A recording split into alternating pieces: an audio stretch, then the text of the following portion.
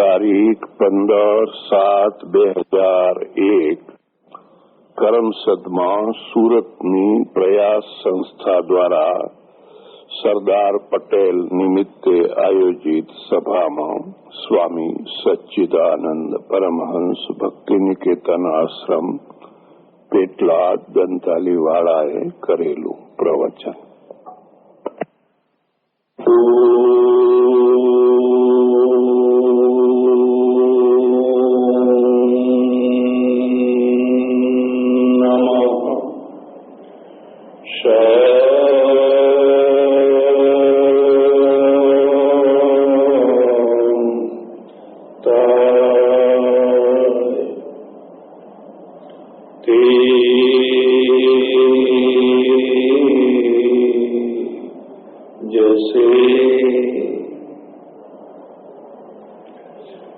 આજની સભાના પ્રમુખ સ્થાને બિરાજેલા ગુજરાત રાજ્યના મંત્રી ભાઈ શ્રી મહેન્દ્રભાઈ ત્રિવેદી,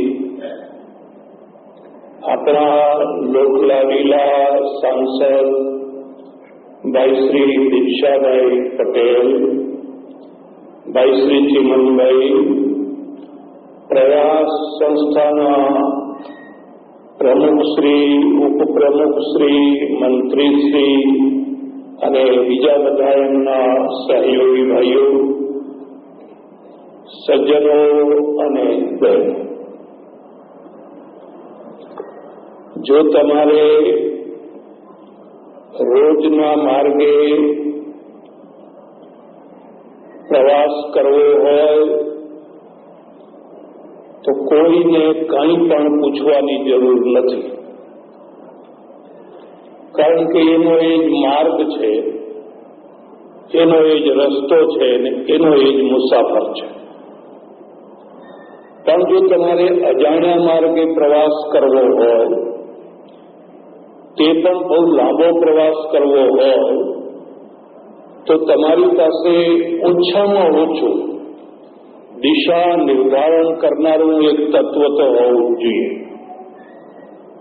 એવું ન થાય કે તમારે પૂર્વમાં જવાની જગ્યાએ તમે પશ્ચિમ તરફ ચાલવા લાગો, કારણ કે દિશા જ ખોટી આવી ગઈ હાથમાં, એવું ના બને. એટલે દિશા નિર્ધારિત કરનારું તત્વ તો તમારી પાસે હોવું જ જોઈએ.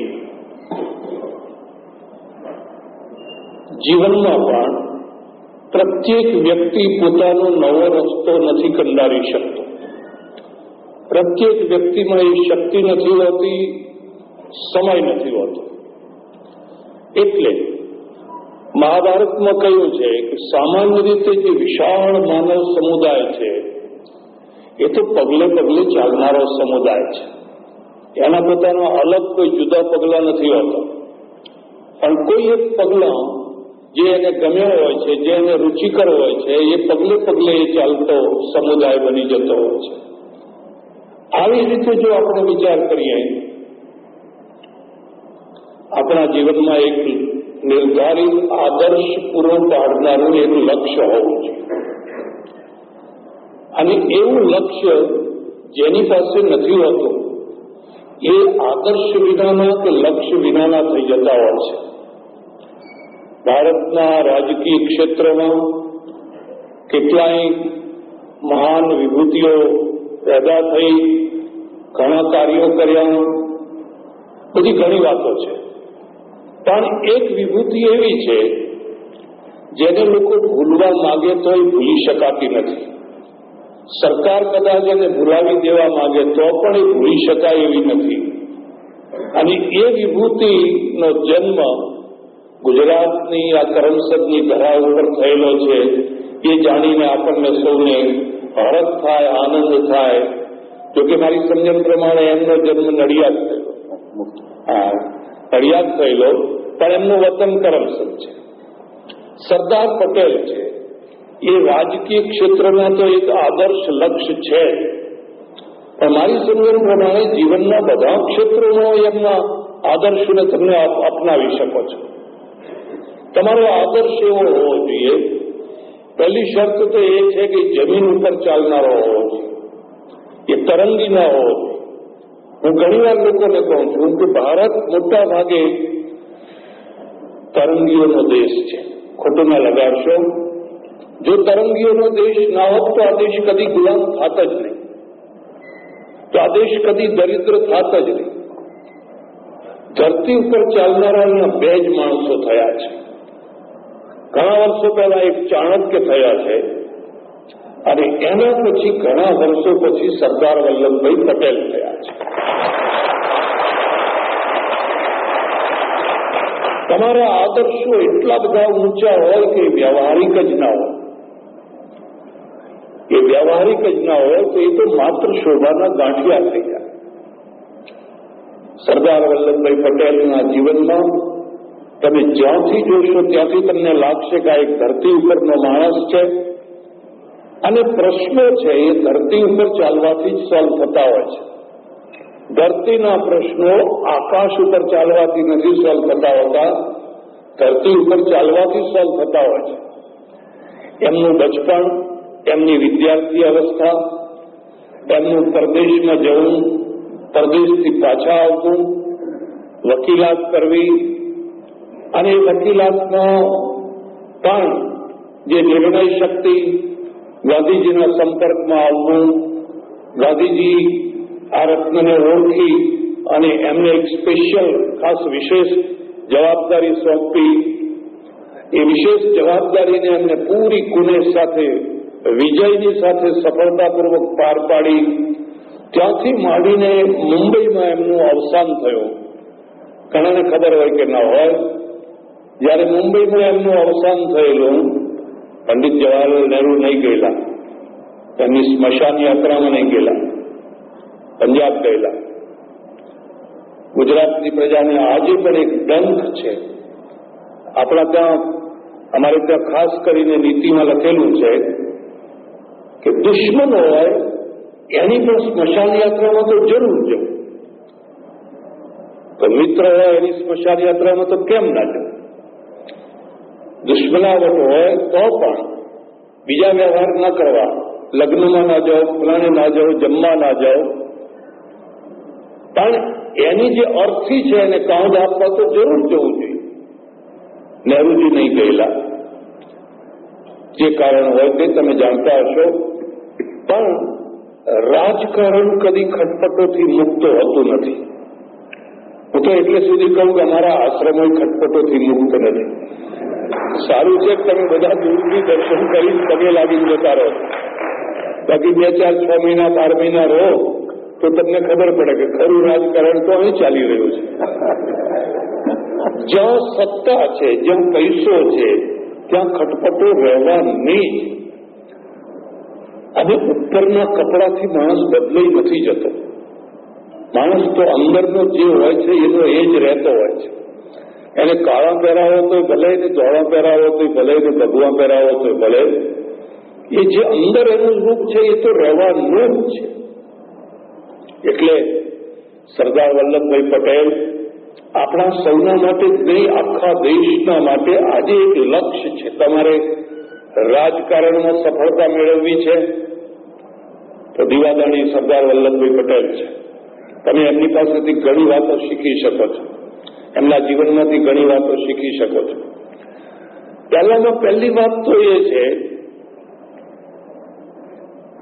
32 લક્ષણો રાજાના બતાવ્યા છે, અને 32 લક્ષણોમાં સૌથી પહેલું લક્ષણ બતાવ્યું છે તત્કાળ સચોટ નિર્ણય કરવાની શક્તિ.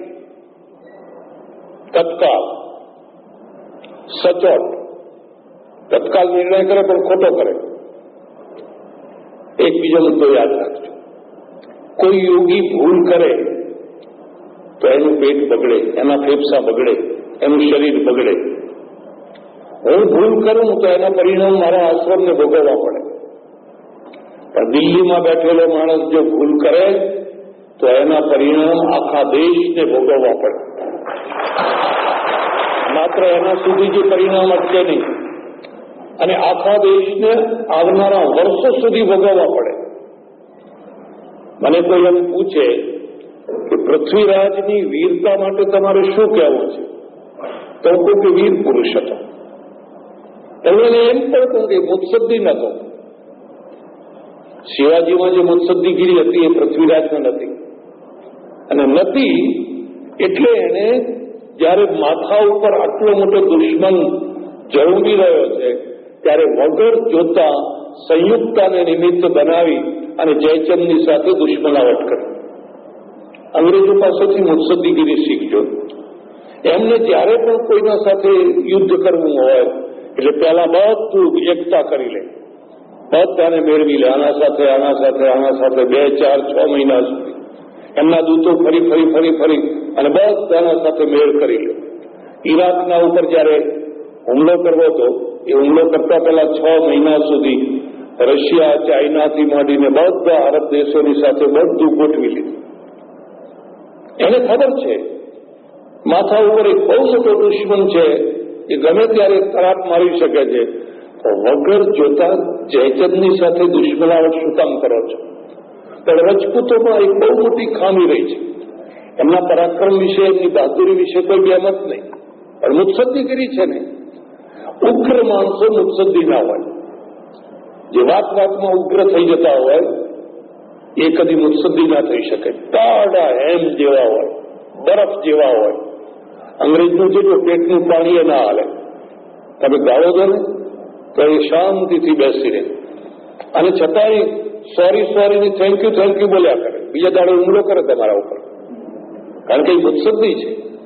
આપણે તરત જ બાયો ચડાવી દઈએ, આવી જાય બસ ખબર પાડી નાખો, કબ્રસ્તાન બના દેંગે, મિટિયા મેટ કર દેંગે. ખબર નહીં કેટલી વાર લોકો આવું બોલે, કરે કશું નહીં. પછી કઈ કરે, કઈ કરવાની વાત જ નહીં, કારણ કે બોલ્યું એટલે પતી ગયું. એટલે એને જે દુશ્મનાવટ ઉભી કરી એ દુશ્મનાવટે એને નુકસાન કર્યું, અને એ નુકસાન આખા દેશને થયું. રાજનેતા જયારે કોઈ ભૂલ કરે છે તો એના પરિણામ તો આખા દેશને ભોગવવા પડતા હોય છે. એટલે ઈશ્વરને એવી પ્રાર્થના કરવાની કે અમારા ધર્મગુરુ કોઈ કદાચ અયોગ્ય અણઘડ આવી જાય તો ભલે આવી જતા હોય, પણ દિલ્હીની ગાદી ઉપર કોઈ અણઘડ માણસ ના આવવો જોઈએ. કોઈ મૂર્ખ માણસ, કોઈ અબુદ્ધ માણસ, કોઈ અલ્પબુદ્ધિવાળો માણસ દિલ્હીની ગાદી ઉપર ના આવવો જોઈએ, નહીં તો એનો પરિણામ આખા દેશને ભોગવવાના થતા હોય છે.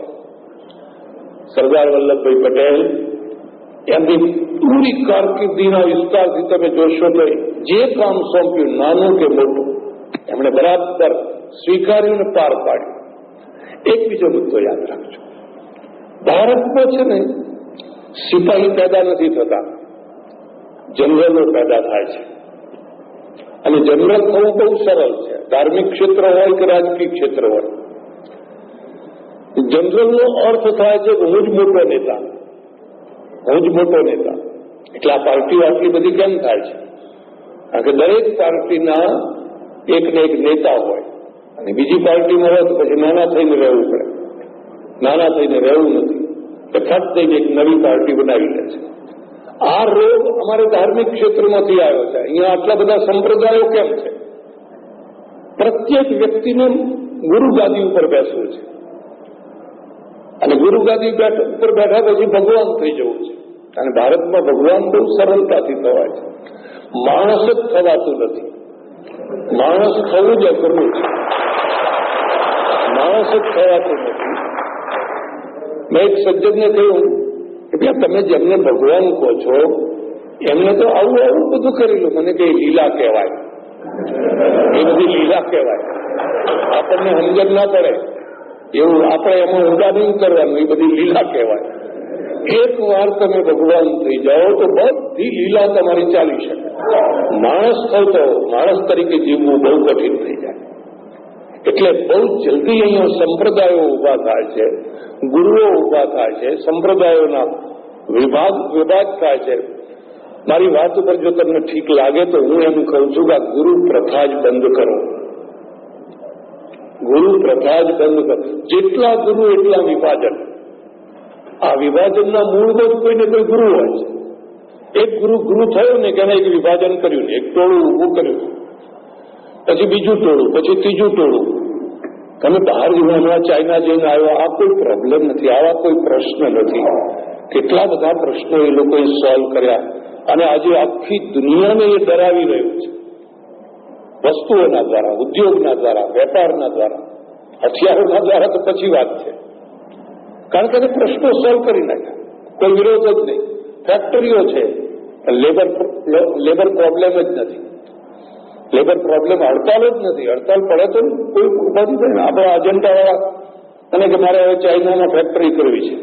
મેં કહ્યું કેમ એમ? અને કે ત્યાં કોઈ લેબર પ્રશ્ન જ નથી. અને ભારતમાં આપણે એટલા બધા લો એક પક્ષીય કર્યા છે, એક પક્ષીય કર્યા છે કે ફેક્ટરી વાળા કે આના કરતા વ્યાજ ખાઈને બેસી રહેવું સારું, આ માથાનું દર્દ ઊભું કરવું એના કરતા તો ચૂપચાપ બેસીને રોટલા ખાવા આવે.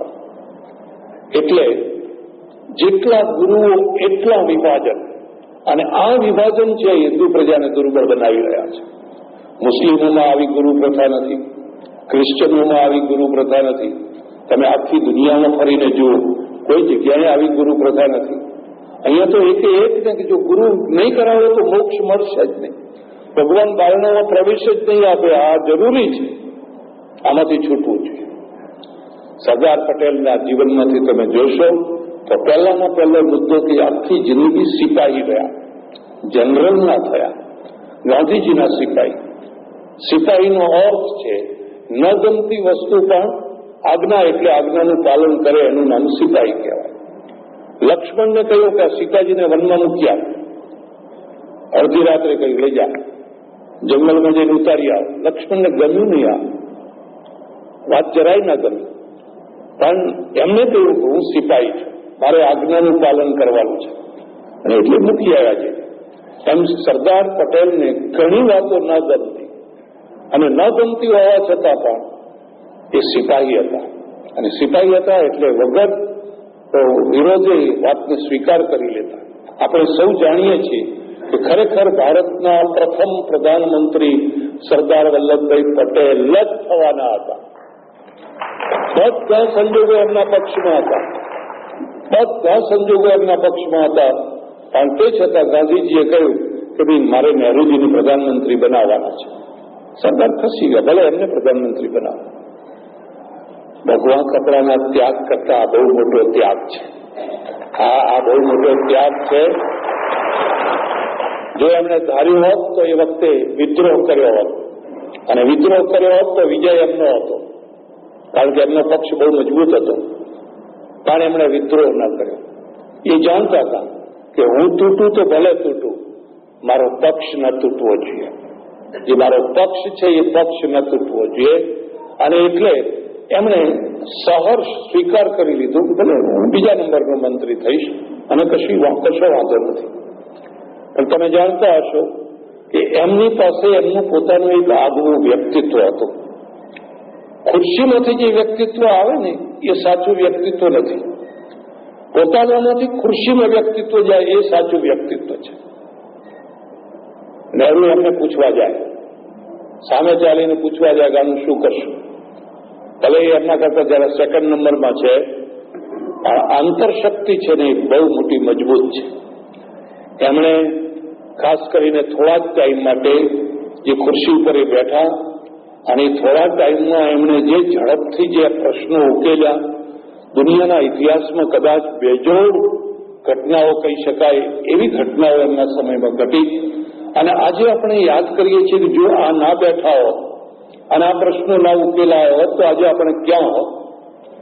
પછી એ નિજામનો હોય, જુનાગઢનો હોય, માણાવદરનો હોય, જોધપુરનો હોય કે બીજા નાના મોટા રજવાડાઓનો હોય, કોઈ પણ રજવાડાનો હોય, એમણે એક પછી એક અંગ્રેજોને એમ હતું કે આ લોકો રાજ નહીં કરી શકે. આંદોલન કરવું અલગ વસ્તુ છે, સત્યાગ્રહ કરવો અલગ વસ્તુ છે, રાજ કરવું એ અલગ વસ્તુ છે.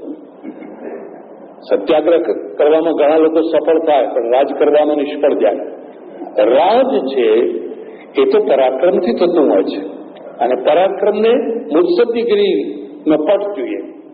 નહીં તો પરાક્રમ તો ગાઢું થઈ જાય. તમારી પાસે મુત્સદ્દીગીરી હોવી જોઈએ. તમને સામેના માણસનો હાથ પકડતા આવડવો જોઈએ ને મરોડતા આવડવો જોઈએ. તમને પહેલા પણ જયલલિતાનો હાથ પકડતા ના આવડ્યો, મરોડતા ના આવડ્યો, એટલે એને આખું બધું તમારું ધૂળ ધાણી કરી નાખ્યું. ફરી પાછી એ જ દશા થવાની છે, ફરી એ જ દશા થવાની છે. હું તો ઘણી વાર કહું કે જો દિલ્હીમાં તમારે મજબૂત જો રાજસત્તા ચલાવવી હોય તો જયલલિતાને બેસાડો. તો જયલલિતાને મારી વાત થાય તો તમે સંમત નહીં થાવ, પણ એ બાઈની અંદર જે શક્તિ છે એ ગજબની શક્તિ છે, એકદમ ફેંકાઈ ગયેલી. જેને કોર્ટે દંડ કર્યો છે, સજા કરી છે, છતાં જેને મચક ના આપી. ઇન્દિરા ગાંધીમાં પણ આ જ ગુણ હતો. ઇન્દિરા ગાંધીની અંદર પણ આ ગજબનો ગુણ હતો. એમ થયું ખલાસ ગયા આવ્યા. અને 2-2.5 વર્ષ એને જે પેલા વનવાસમાં વિતાવ્યા ને ફરી પાછા આવી ગયા. હું એમ માનું છું કે ફરી જે આવ્યા એ એમની યોગ્યતા કરતા બેઠેલા લોકોની અયોગ્યતાથી વધારે આવ્યા. એમની પોતાની યોગ્યતા કરતા પણ જે લોકો બેઠા હતા એમને બેસતા ના આવડ્યું એટલે બી આના કરતા આ હારા હતા, અમને જ લાવો ને. હવે આ બાઈ છે ને એના અંદર ગજબની શક્તિ છે. તો પેલા મુશર્રફ જે અહીં આવ્યા છે ને અત્યારે શું પેલા ગીત છે ને મેરા મહેબૂબ આયા હૈ એવું કઈ ગાય છે ને લોકો. અત્યારે જાણે તો 52 વર્ષમાં આજ સુધી જાણે કોઈ આટલો મોટો અતિથિ આવ્યો જ નથી. બ્રિટનના રાણી આવી ગયા, ક્લિન્ટન આવી ગયા, પણ આટલી તૈયારી ને આટલું બધું વાતાવરણ તો જાણે હજુ સુધી થયું જ નથી. ખબર નહીં શું થવાનું છે. વાજપેયી જયારે લાહોર ગયા હતા ભાઈ મળવાય નતા આવ્યા. સામે અમે મળવા જાણી કરી નતા આવ્યા મળવા. ખબર નહીં દિલ્હીની ગાદીને પણ થોડોક અભિશાપ છે. મેં ઘણી વાર કહ્યું ભાઈ આપણે આ દિલ્હીની જગ્યા બદલો. મને કે ના, પહેલા એક વાર કોઈ માણસે બદલેલી ત્યારથી જરા લોકો ડરી ગયા છે. અમદાવાદ થઈ ગયા ત્યારથી લોકો ડરી ગયા છે. એટલે હવે લોકો નામ નથી લેતા, પણ જગ્યાની એક અસર જ હોય છે. એટલે સરદાર પટેલના પાસેથી આદર્શ શીખવાનો હોય તો પહેલો આદર્શ છે એનામાં સંપૂર્ણ જનરલ થવાની શક્તિ હોવા છતાં પણ એક અનુશાસિત સિપાહી છે. અને અનુશાસિત સિપાહી હોવાના કારણે એમને ઘણું સહન કરવું પડ્યું, પણ છતાં એને વ્રત કહેવાય, એને વ્રત કહેવાય. એ જ કારણે અમેરિકામાં, ઇંગ્લેન્ડમાં પાર્ટીઓ તૂટતી નથી, ભારતમાં તૂટી જાય છે. ઇંગ્લેન્ડ અમેરિકાનો આખો ઇતિહાસ જોતો તો પાર્ટીઓનો ઇતિહાસ છે, વ્યક્તિઓનો ઇતિહાસ થોડો છે. આ પાર્ટીઓ તૂટતી નથી, કારણ કે પ્રત્યેક વ્યક્તિને સમજાવવામાં આવ્યું છે કે તમે સિપાહી છો અને સિપાહી થઈને રહેવાનું છે. અહીંયા તો એક માણસ જનરલ છે. અમારામાં એક કહેવત છે કે પાટીદારની જાનમાં બધા જ મુખી, હવે ચલમ કોણ કરે? ચલમ બધાને પીવી છે, અને ચલમ ભરે કોણ? આ તો બધા મુખીઓ બેઠા છે. તો બધા સરદાર વલ્લભભાઈ પટેલ આ જન્મ સિપાહી રહ્યા. એમની પાસે પૂરું સામર્થ્ય હોવા છતાં એમણે કદી પણ સત્તાની લાલસા ના રાખી, મોહ ના રાખ્યો. સામે ચાલીને સત્તા આવી તો બરાબર છે. એ વકીલાત કરતા કરતા એમણે અમદાવાદના મેયર થયા. અને અમદાવાદના મેયરમાં એવું કહેવાય છે કે જ્યાં માખીઓ હોય, મધમાખીઓ, તે મધમાખીઓના છત્તા પેલા જેને મજપૂરો હોય એને છંછેડાય નહીં. એ રાજકારણોમાં બે, આ લોકશાહીના રાજકારણીઓમાં બે હોય છે. એક તો એ હોય છે કે 5 વર્ષ પાર કરી દો, આપણે કોઈ મજપૂડાને અડવાનું જ નહીં. અડીએ તો કઈ ઉપાધિ થાય, 5 વર્ષ પૂરા કરી દો અને બને જેટલો લાભ લેવાય.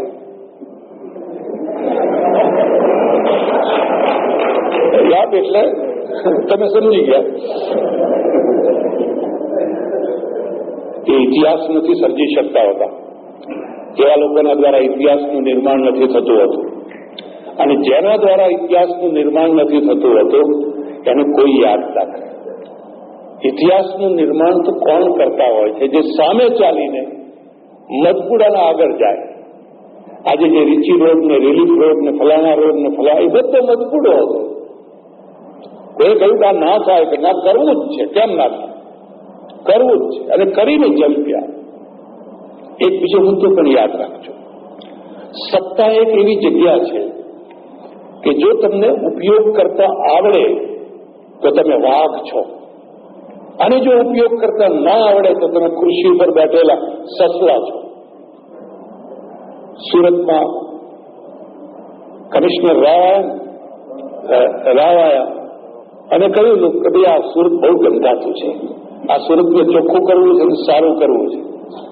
હવે રાવનું શરીર એક જ દુઃખલ એવું કે બહુ પંજાબી જેવા નતા, પણ એને પહેલા જ બુલડોઝર છે ને, મોટામાં મોટો જે ગુંડો બિલ્ડર હતો એના મકાન આગળ ઉભું કર્યું, જેની બહુ મોટી લાગવગ હતી, બહુ મોટી વગ હતી.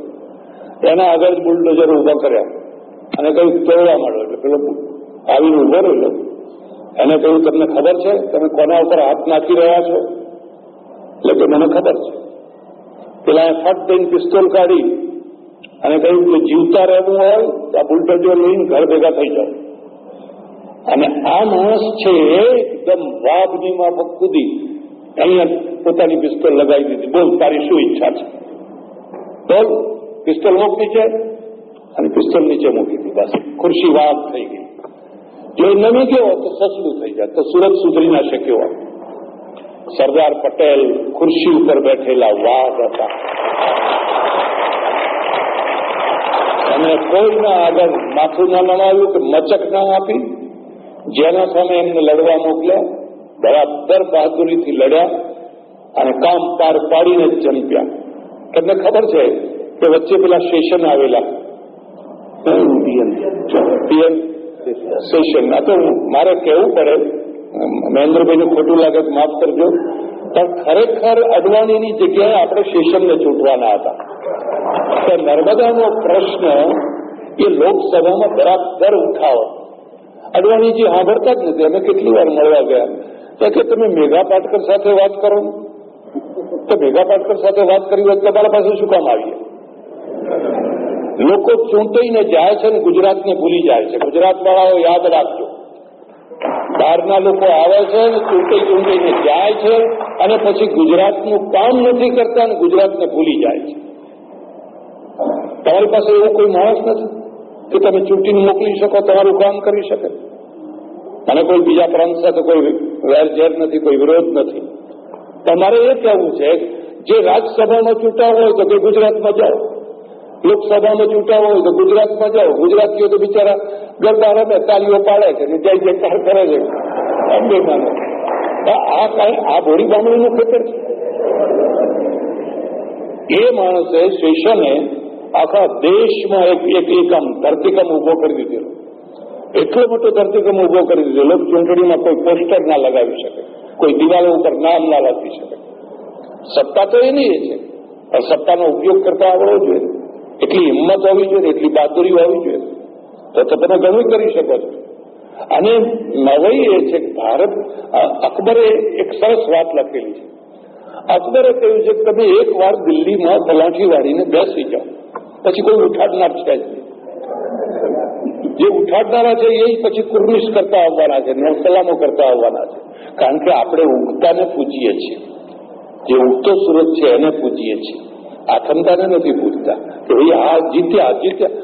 અરે ચૂંટણીમાં પેલા પક્ષમાં જીપમાં બેઠો હોય એ પછી છેલ્લા દિવસે આ જીપમાં આવી જાય અને મોટામાં મોટો હાર એ લઈને આવે એને બતાવવા માટે હું તમારો છું હોય પેલાનો પાછો. સરદાર પટેલ ની પાસેથી જો શીખવું હોય તો એની પાસેથી એ શીખવાનું કે એક મક્કમ મન, મજબૂત મન.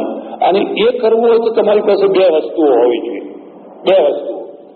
એક તો પહેલું તો રાજીનામું તમારા ગજવામાં લખેલું તૈયાર હોવું જોઈએ અને તમારા પ્રાણ તમારી મુઠ્ઠીમાં તૈયાર હોય. આ બે હોય તો તમે સરદાર પટેલ કહી શકો છો.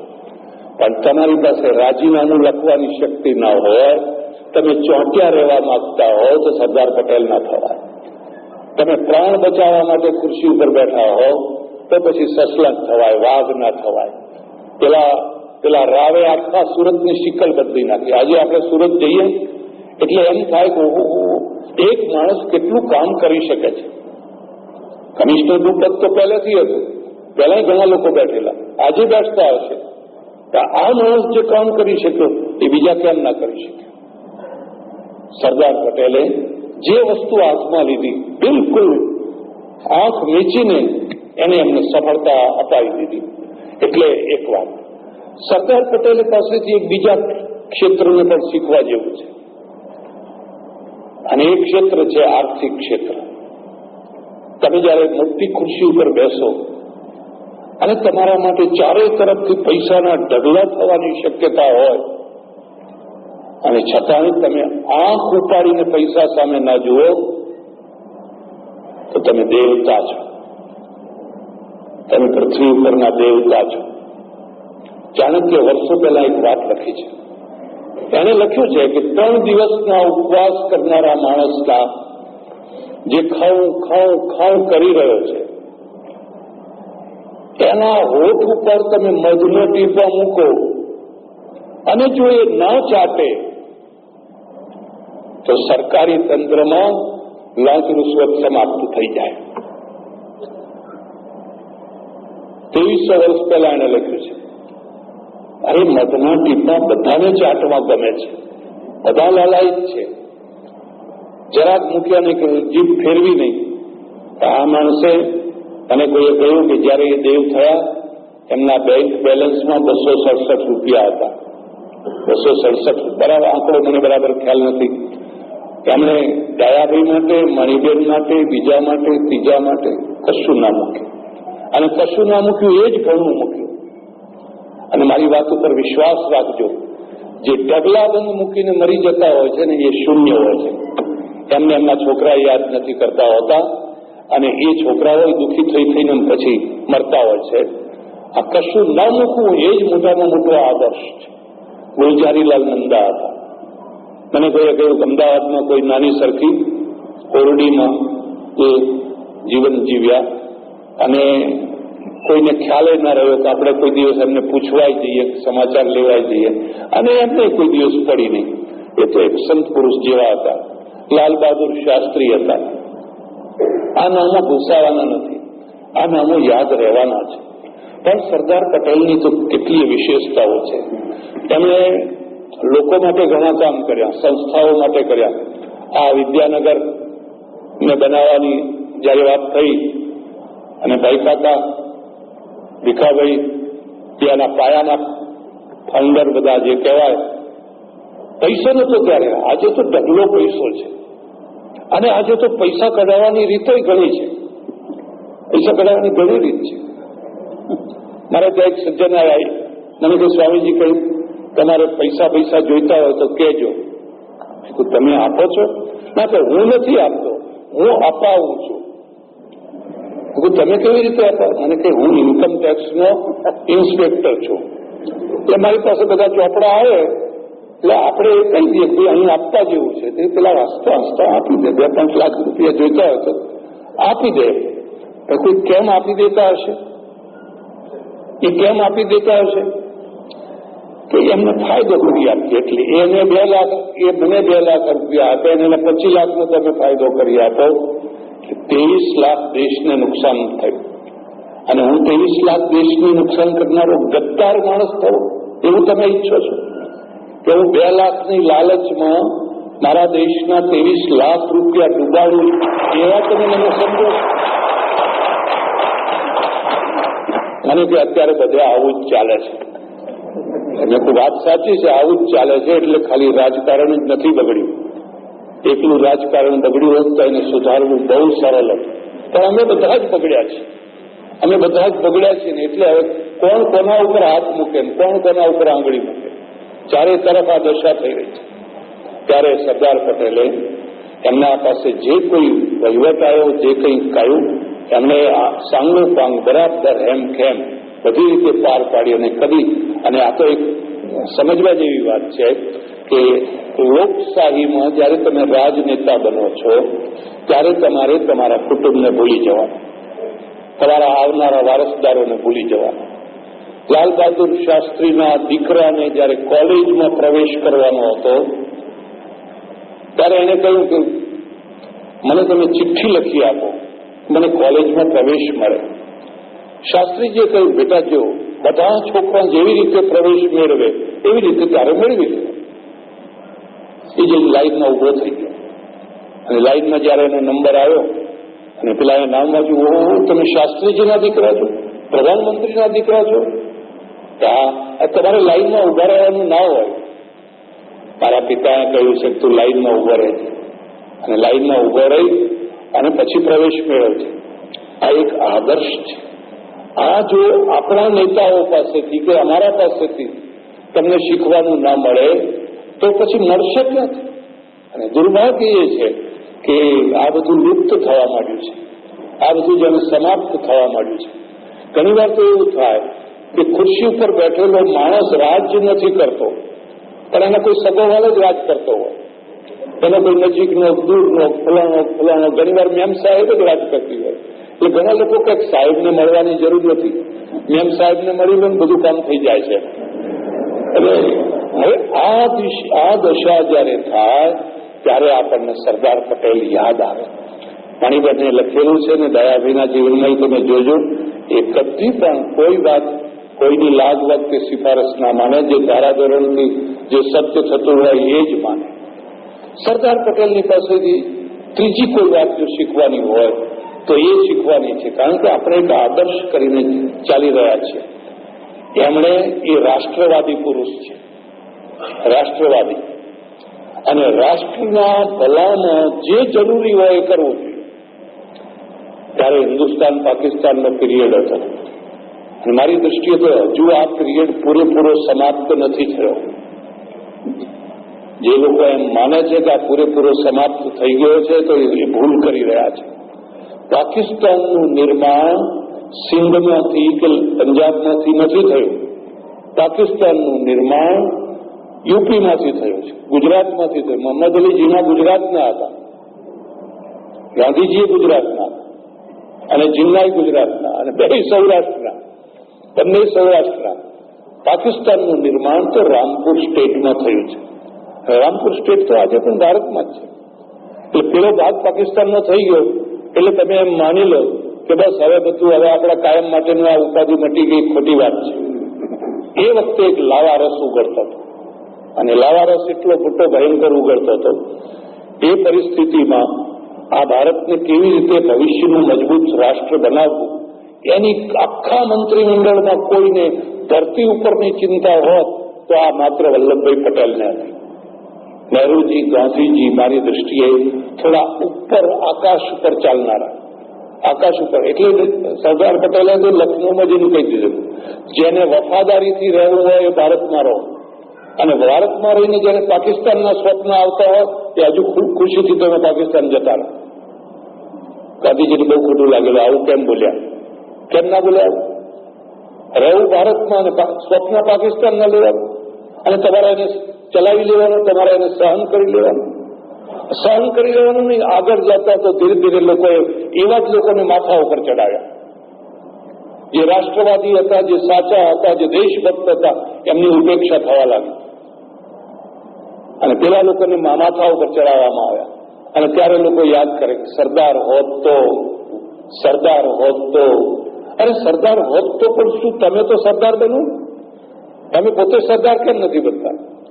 તમારે સરદાર થવાનું છે અને સરદાર થવા માટેની અનિવાર્ય શરત છે તમે ધરતી ઉપર ચાલો, પ્રશ્નને ધરતી ઉપરથી ઉકેલો, તરંગી ના બનો, માણસના ઉદાહરણથી એને સમજો, ઉપરથી ના સમજો. માણસના ઉદાહરણમાં શું બેઠેલું છે?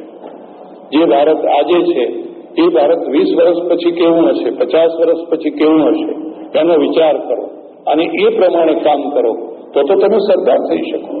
એટલે સજ્જનો, આજે આ પ્રયાસ જેવી એક સુરતની સંસ્થા, અને એ સંસ્થા એક પ્રચાર કરે અને પ્રચાર પાછળનો હેતુ એ હોય કે સરદારનું લક્ષ્ય આપણે પૂરું કરીએ, સરદારના લક્ષ્ય આપણે ચાલીએ. એક દીવાદાંડી છે અને એ દીવાદાંડી એ જ ભારતનું ખરેખર પ્રશ્નના ઉકેલ માટેનો એક રસ્તો છે.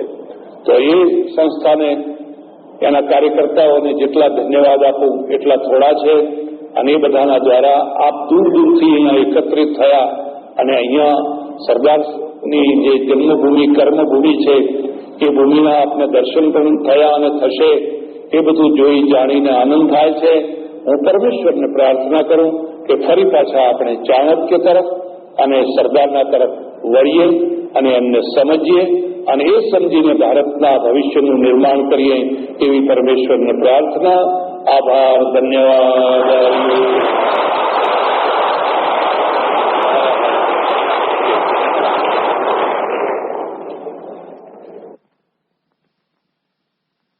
એક 5/7/2001 ગુરુ પૂર્ણિમાના દિવસે ધંતાલી મુકામે સ્વામી સચ્ચિદાનંદ પરમહંસ ભક્તિ નિકેતન આશ્રમ પેટલાદ ધંતાલી વાળાએ કરેલું પ્રવચન.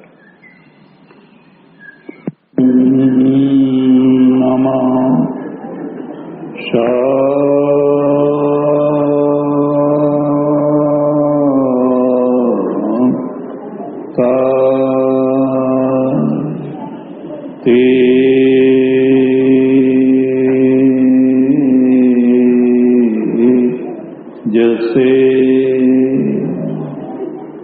सद्गुरु देव की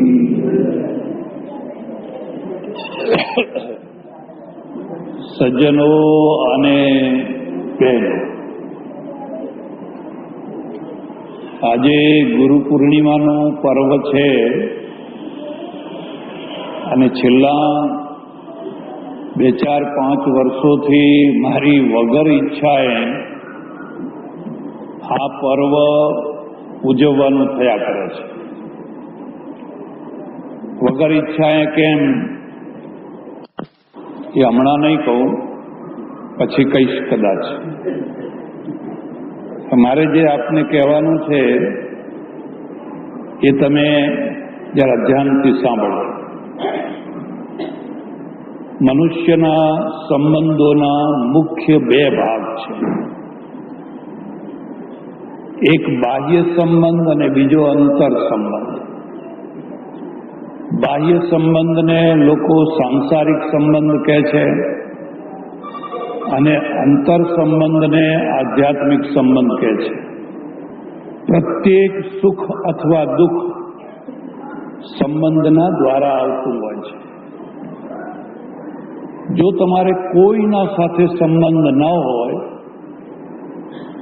તો તમે સુખી દુઃખી પણ ના થાઓ. સુખનું મૂળ પણ સંબંધ છે અને દુઃખનું મૂળ પણ સંબંધ છે. જે સંબંધો બહુ સુખ આપતા હોય એ સંબંધો જ્યારે તૂટે અથવા બગડે અથવા વિકૃત થાય ત્યારે એમાંથી દુઃખ આવે. માનો કે તમે બાહ્ય સંબંધ વિનાના છો, તમે કોઈની સાથે સંબંધ નથી રાખતા, તો પણ તમારો અંતર સંબંધ તો રહેવાનો જ. માણસનું એક આંતરિક જગત છે અને આંતરિક જગતમાં પણ એનો એક સંબંધ હોય છે. એટલે સંબંધ વિનાનો કોઈ માણસ હોતો નથી. બહુ ભાગ્યશાળી માણસ હોય એને સારા સંબંધો મળે અને સારા સંબંધો મળે એ સુખી થાય. એક બીજો મુદ્દો યાદ રાખજો. સંબંધને સાચવવાથી વધારે અઘરું બીજું કોઈ કામ નથી. પૈસા સાચવવા સરળ છે, બીજું બધું સાચવવું સરળ છે, પણ સંબંધોને સાચવવા એથી વધારે કોઈ બીજું કઠિન કે અઘરું કામ નથી. એમાં પણ જે ઇમોશનલ એટલે લાગણીવાળા સંબંધો છે એ સંબંધોને સાચવવા તો બહુ જ અઘરા હોય છે. લાગણીના 2 ભેદ છે, યાદ રાખજો. એકનું નામ છે શ્રદ્ધા અને બીજાનું નામ છે પ્રેમ. આ બંને છે એ બહુ સુમાળા તત્વો છે અને સુમાળા હોવાના કારણે એને સાચવવા પડે, તૂટતા વાર ના થાય. તમે જ્યારે કોઈ પેકિંગ કરો તો તમારે કોઈ વજનદાર વસ્તુ, કઠણ વસ્તુ ક્યાંક મોકલવી હોય ખાલી એના ઉપર કંતાન બાંધી દો અને નામ લખી દો તો એ પહોંચી જાય. પણ જ્યારે તમારે કોઈ કાચની વસ્તુ મોકલવી હોય તો એના માટે બહુ સારું પેકિંગ કરવું પડે. કારણ કે કાચની વસ્તુને કોઈ પછાડે એના પેકિંગને તો એના ટુકડા થઈ જાય, તૂટી જાય. એમ પ્રેમ અને શ્રદ્ધાના જે સંબંધો છે એ કાચના જેવા છે, એને બહુ સાચવવા પડે. અને જો ન સાચવવામાં આવે તો એ તૂટી જાય, અને તૂટી જાય તો તૂટેલા જે કાચ છે એને ફરી કદાચ જોડી શકાય, જોકે સાંધા રહી જાય, પણ આ સંબંધોને ફરી જોડી શકાતા નથી. એટલે સંબંધોને સાચવવાથી વધારે અઘરું કોઈ કામ નથી. જે બાહ્ય સંબંધ છે એની આજે ચર્ચા નથી કરવી, પણ એટલું યાદ રાખજો, અંતર સંબંધ બાહ્ય સંબંધને પરિષ્કૃત કરવા માટે છે, તોડવા માટે નહીં, છોડવા માટે નહીં, પણ એને પરિષ્કૃત કરવા માટે છે. બહારના સંબંધો છે એને વધારે કેવી રીતે શુદ્ધ બનાવી શકાય, સારા બનાવી શકાય, એ તમારા આંતર સંબંધ ઉપર આધાર છે. અને એ આંતર સંબંધને નીચે બેસને